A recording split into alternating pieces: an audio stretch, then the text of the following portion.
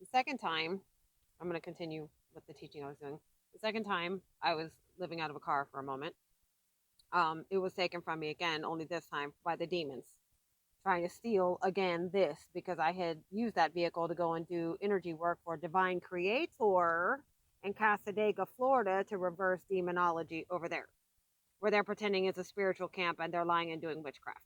So, that being said, then they stole that car, stole the election because they pretended that they wanted to take my energy and put it into this false election crap, election theft, pretending like I'm part of their demon family when I never was.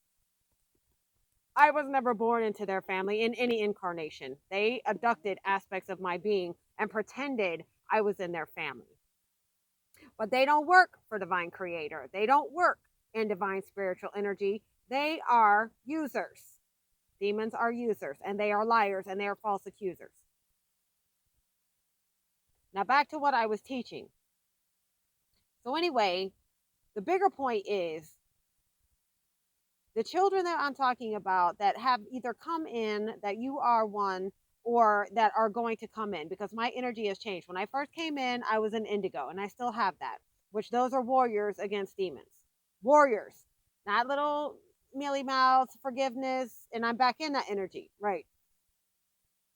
Then we have the crystal children that are also their teachers. So that's my Neytiri aspect. She would be considered a crystal child. Okay, and these people are they're going to be very kind, but they're also not going to put up with nonsense, and they just gloss over these demons. They don't even worry about them, right? And I basically have that too. And then there are the rainbow children that are starting to balance the genderism that's going on, which is another demonology thing.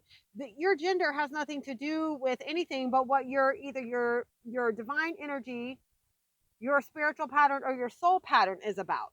Because your soul energy actually has a a type of either feminine or masculine energy, but it's not something that has to do with your sexuality. That has nothing to do with that. Okay? And just because you have procreation ability doesn't mean you're always supposed to procreate. Because that was one of the bigger things when I started this that I wanted to talk about. Okay? Many times you're not having children because it's not in your original soul pattern or blueprint to do so.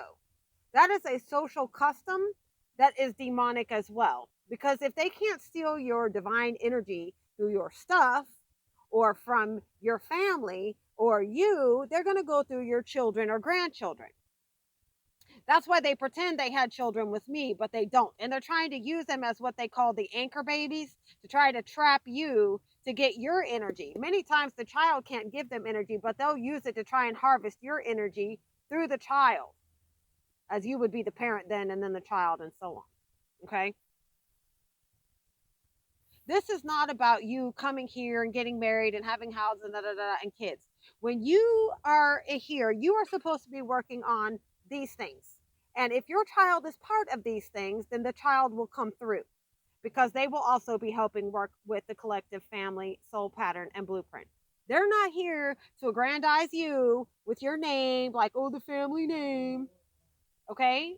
They're here to be doing their work up here with you because you were supposed to learn your spiritual lessons so that you could help them or pass it on to the grandparent or the great grandparent, because at this point you would become the parent, that would be the grandparent, and that'd be the great grandparent. Okay, you're not supposed to be teaching them to be a slave and work on this instead of this. Your job is to advance from your tools, okay, to go into working on these. And that's what childhood is about, and grandparent. When you go into